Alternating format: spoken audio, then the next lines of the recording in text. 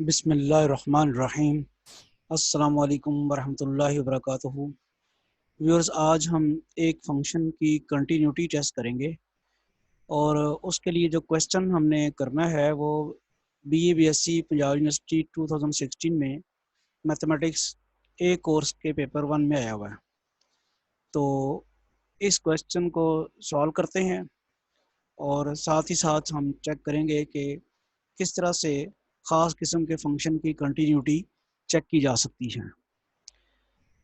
Calculus 1 book to follow और जो lecture contents जो हैं वो यूज़फुल होंगे BA BSc associate degree mathematics A course 1, BS mathematics physics chemistry statistics IT, BS computer science, PPSC lecturer mathematics, FPSC lecturer mathematics और PPSC mathematics CSS mathematics.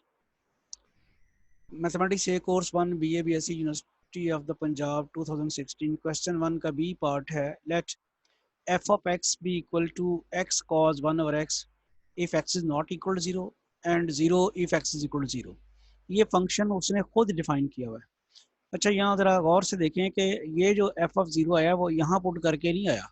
ये मैं आपको बताऊं कि यहाँ उसने x की जगह 0 नहीं पुट किया। ये फंक्शन डिफाइन किसके लिए है? जब x 0 नहीं होगा। और x is equal to 0 put करके जो वैल्यू 0 आई हुई है वो किसी फंक्शन में पुट करके नहीं आई हुई, उसने खुद दी हुई है। यानी उसने फंक्शन खुद डिफाइन इस तरह किया हुआ है कि जी आप जब फंक्शन जब x 0 नहीं होगा तो आपने फंक्शन की कौन सी वैल्यू लेनी है? वो ये लेनी है। और जब x 0 होगा तब आपने फंक्शन की ये वाली वैल्यू 0 लेनी है। ये इस फंक्शन से नहीं आई है। बस यही आपको बताना था कि फंक्शन डिफाइंड है f of x equal to x cos 1 over x when x is not equal to 0 and it is 0 when x is equal to 0. Okay, keeping this definition in mind, what we have to do, discuss the continuity of f at x is equal to 0। पता करें कि function जो है x is equal to 0 के ऊपर continuous होगा या नहीं होगा। अच्छा जी, अब हम इसके सोल्यूशन की तरफ आते हैं। आप देखें, एक मसला तो हमारे पास है कि हम x की जगह 0 यहाँ पुट नहीं कर सकते। x की जगह 0 पुट करेंगे तो वो आ जाएगा 1 ओवर 0, इन्फिनिटी हो जाएगा और वो कॉज की डोमेन में इन्फिनिटी मौजूद नहीं है। लिहाजा अगर हम x को छोड़ दें, 0 को छोड़ दें, यानी x लें r माइनस 0, यानी सेट ऑफ रियल नंबर में से 0 को निकाल दें तो जो बाकी सेट बचेगा उसके लिए ये कंडीशन होल्ड करेगी। ये तो आप सबको पता है। आप सबको पता है, ट्रिग्नोमेट्री का चैप्टर आपने फर्स्ट ईयर में पढ़ा हुआ है कि कॉज x की वैल्यू जो है -1 और 1 के दरमियान लाई करती है। तो ऐसा को तो हम यही कह रहे हैं ना। अब तो x जो है वो 0 तो है ही नहीं है, तो 1 ओवर 0 होगा नहीं। इसलिए आपके पास जो आएगी इसकी वैल्यू,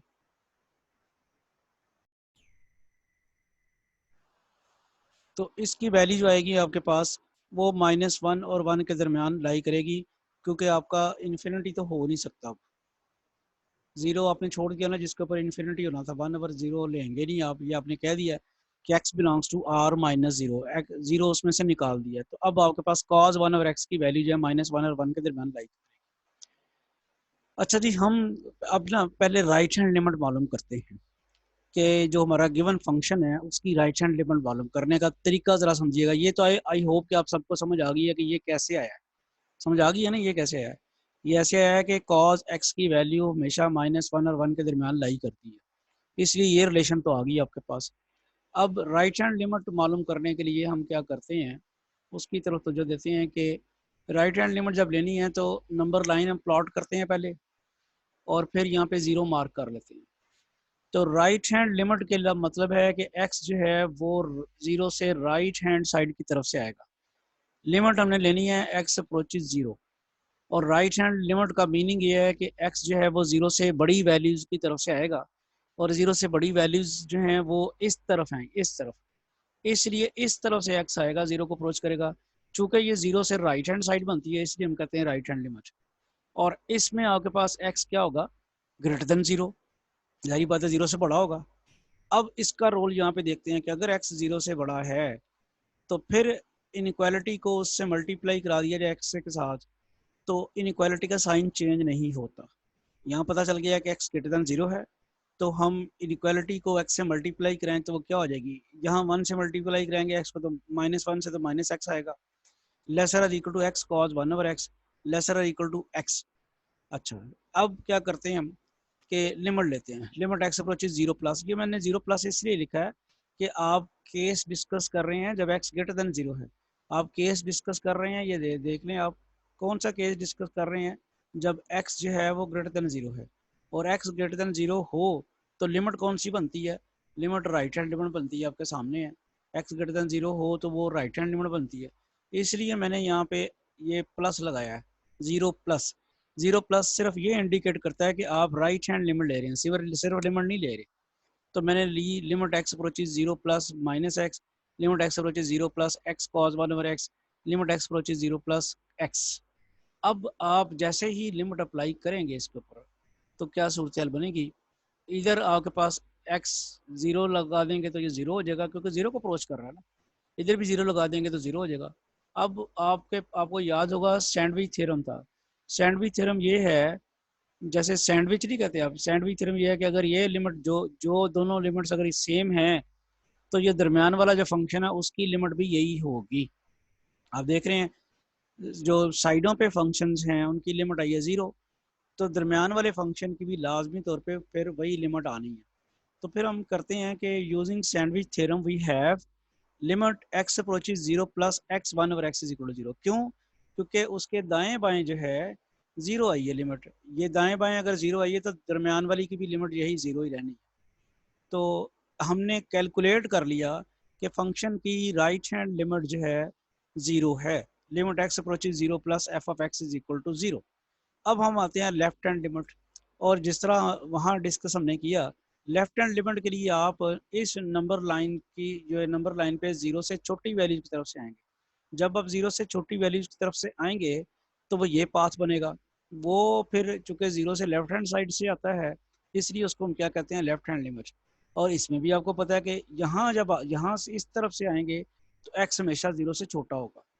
अब x लेस देन 0 जब हो तो उसको इनइक्वालिटी 1 से मल्टीप्लाई कराएंगे तो इनइक्वालिटी का साइन चेंज हो जाएगा। तो फिर हम कहते हैं कि if x is less than 0 then from 1, ये जो 1 है इसको इससे मल्टीप्लाई कराने से क्या होगा, इसका साइन चेंज हो जाएगा, x से मल्टीप्लाई कराया -x। और ये देखें आप, पहले आपके पास ये वाला था लेसर और इक्वल टू, तो जैसे ही आपने उसको मल्टीप्लाई कराया x से तो वो क्या बन गया, ग्रेटर और इक्वल टू। इसी तरह पहले आपके पास क्या था, x लेसर और इक्वल टू था, जैसे ही आपने x से मल्टीप्लाई कराया जो कि बजाते खुद नेगेटिव है तो वो ग्रेटर इक्वल टू हो गया। तो इनइक्वालिटी का साइन जो है वो चेंज हो गया है। Okay, keeping this in mind we have कि अब लिमिट ले लेते हैं। लिमिट अब हमें x अप्रोचेज 0 माइनस लेनी पड़ेगी, चूँकि आप लेफ्ट हैंड साइड से आ रहे हैं, लेफ्ट हैंड साइड से आ रहे हैं तो आपको x अप्रोचेज 0 माइनस लेनी पड़ेगी। और अब उसके बाद क्या हो जाएगा, ये वाला पोर्शन भी 0 और ये भी 0, फिर सैंडविच थ्योरम लगेगा। अगर साइडों पे लिमिट जो है वो 0 हैं तो दरमियान वाली लिमिट भी 0 होगी, तो left hand limit of the function जो है वो 0 आ गई। अब हुआ ये है कि लेफ्ट हैंड लिमिट भी 0 है और राइट हैंड लिमिट भी 0 है, यानी left hand limit is equal to 0, right hand limit is equal to 0। Left right दोनों लिमिट्स अगर बराबर हों तो फिर लिमिट भी फंक्शन की वही होती है। तो हमने ये साबित कर दिया कि left hand limit right hand limit बराबर होने के सब की वजह से लिमिट x अप्रोचेज 0 f(x) 0 है। अब आपको जो फंक्शन दिया हुआ था उसकी तरफ गौर से देखें तो f(0) जो है वो क्या है, वो 0 है। It is given in the definition of the function, जो मैंने भी बताया था कि वो उसने फंक्शन के फार्मूले से नहीं निकाली वैल्यू, खुद ही बताया हुआ है कि x 0 होगा तो f(0) आपने 0 लेना। तो अब लिमिट भी 0 आई है और फंक्शन की वैल्यू भी 0 है, तो जब लिमिटिंग वैल्यू फंक्शन की एक्चुअल वैल्यू के बराबर हो जाए तो फंक्शन जो है वो कंटिन्यूस हो जाता है। ये आपके पास जो है लिमिटिंग वैल्यू है x अप्रोचेज 0, फंक्शन की लिमिटिंग वैल्यू, और ये आपके पास क्या है, फंक्शन की actual value at x equal to 0। दोनों चूँकि सेम आ गई हैं तो फिर इसका मतलब है कि फंक्शन जो है वो कंटिन्यूस हो गया at x equal to 0। This shows that f of x is equal to f of x, यही था ना, x cos 1/x is continuous at x is equal to 0। Quickly इसका रिव्यू कर लें अगर आप, तो ये हमें फंक्शन दिया हुआ था एक, और इसकी एक 0 के ऊपर वैल्यू लेदा से 0 दी हुई थी। हमने इस फंक्शन की राइट हैंड लिमिट मालूम की, लेफ्ट हैंड लिमिट मालूम की, दोनों ही ज़ीरो आ गई। इसका मतलब फंक्शन की लिमिट भी ज़ीरो होगी, और फंक्शन की लिमिट भी ज़ीरो है तो फंक्शन की एक्चुअल वैल्यू भी ज़ीरो है। तो लिहाजा दोनों चुके बराबर आ गई हैं, तो फंक्शन कंटिन्यूस हो जाएगा at x is equal to 0।